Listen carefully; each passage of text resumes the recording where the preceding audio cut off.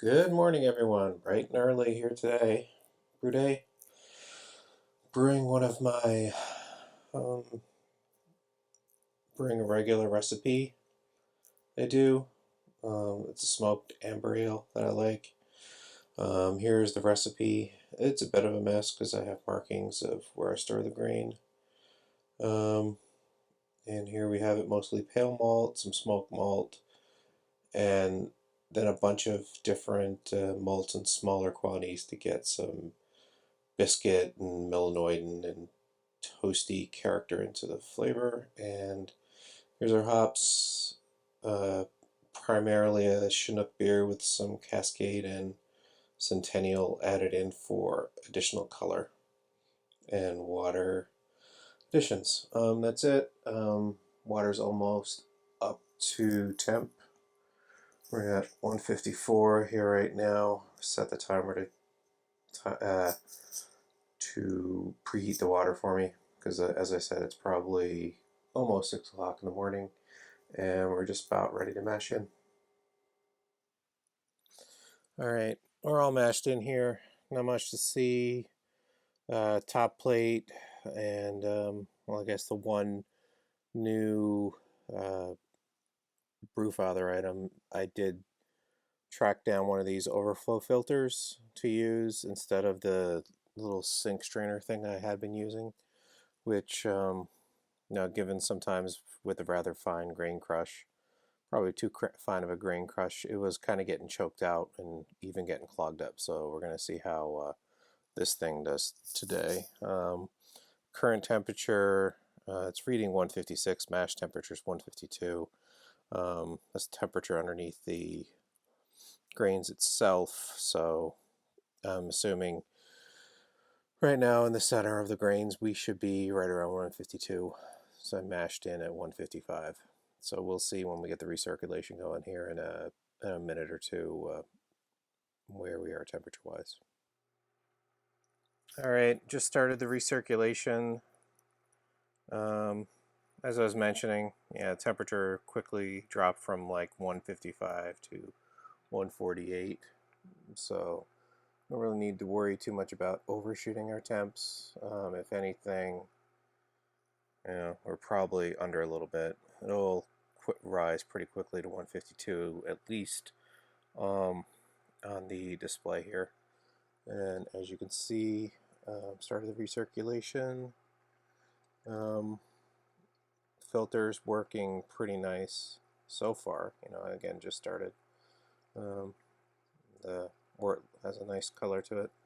And yeah, one thing I did notice that was kind of nice, I was able to kind of jam the hose between the filter and one of the handles on the top plate. So so it was kind of angled, not straight down into the plate, which kind of happens sometimes based on the hose length. Interesting. So we're going to let it run for 50 minutes. I'm probably going to go start some coffee and try to keg my my Kolsch in the interim. Okay, mash check-in. Still at 152, 16 minutes left to the mash, approximately. Mash pH was 5.4, which for an amber is really what we're going for here. I think brewing water was giving me down closer to 5.3 with my water and everything else, but 5.4 is perfectly fine. Not going to mess with that. As you can see, the filter in here is chugging quite along, getting a little steam from the mash. And you can see all the little grain is being kept out. Inside is perfectly clear, so it's working great, like I thought it would. No surprises there. Okay, at the Sparge, having some good fun Sparge time. Added some rice hulls today, and again, you're kind of dark down there, but compared to the previous brew day, I'm actually getting some decent flow through the bed. Crush looked a little bit better. This is the first brew I tried with the new malt muncture I got from More Beer. I need to talk to them because the one I got is, it seems like it's, well, it doesn't seem like it has to be defective because I can't set it up correctly with the right gap. Trying to set it up with 0.045 inches, and it just doesn't. If I set it up in one spot with 0.45 and roll the rollers a little bit, it goes right out. So anyway, I need to throw another couple quarts of water in here, but by the sounds of things, we should be onto the boil pretty quick. All right, so we've completed Sparge. Got a wort sample here. Wort. I always pronounce it either way. Looks good. Let me guess. It smells amazing. Everyone always says this stuff smells amazing. Pre-boil gravity sample is 12.9 bricks, which multiply that by 4 gives you 1052. That sounds kind of high. So yeah, we'll see how it goes from there. Again, kind of happy how things are chugging along. 1052 is kind of roughly around where my original gravity is supposed to be, but again, I took this sample, I pumped it off the bottom with Grainfather, pumped it around a little bit, so it's probably I'm probably not getting a sample that has all the Sparge runnings kind of really mixed into it, but we'll go from there. And with my hot rod in here, we're now at 201, getting some nice foam on the top, some nice break.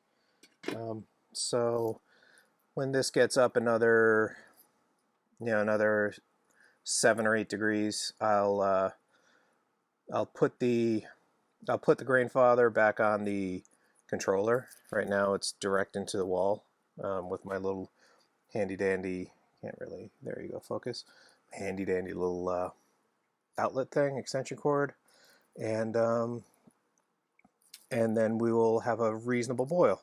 So things are chugging along. Okay, chugging along with the boil. We're up to boil. We're about 8 or 9 minutes in now.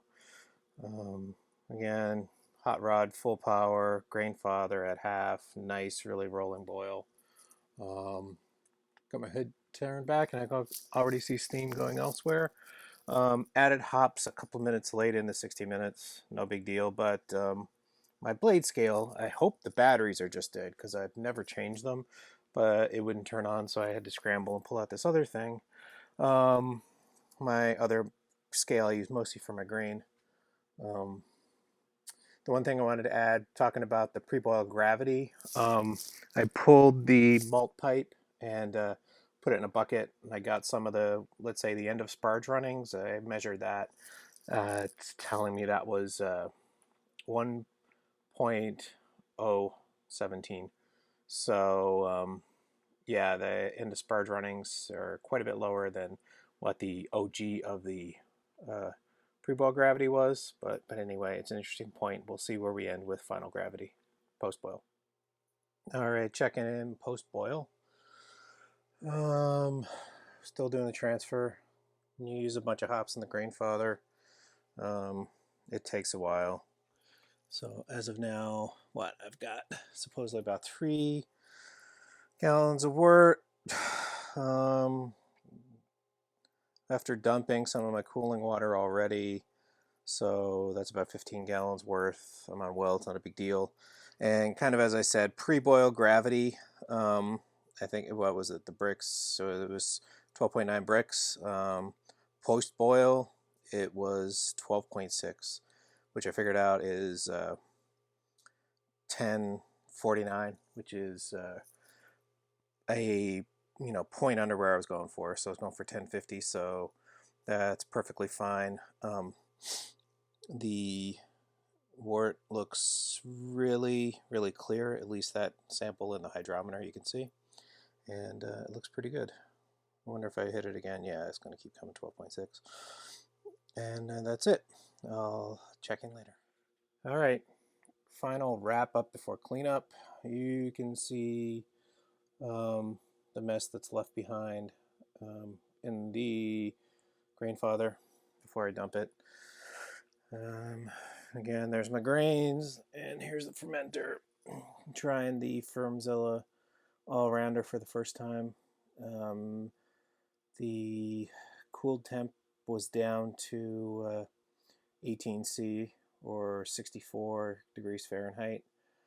I'm debating whether I'm going to let it go under pressure because I do have a spunding valve.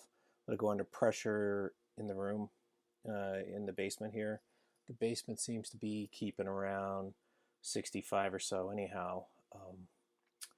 But I do have the my Kolsch, which I thought I'd keg today, is still in the fridge, and I can't get the all-rounder in the fridge with the Fermonster in there because the Fermzilla is a little chubby. So maybe later today I'll finally keg that Kolsch and move this into the fridge. And even though I'm going to try to ferment under pressure, I still am thinking about just trying to control the temperature. You can see volume-wise. I'm noticing the volume indicators on this. I don't know how accurate it is. I know there's a lot of leeway depending on how upright the Fermzilla is. I think it might be tilted a little forward right now, but I did get around 5.5 gallons, and which is what I wanted. And we're good to go. So now it's time to start the rest of the day. Done the brew day, except for cleanup by 9:45. Not too shabby.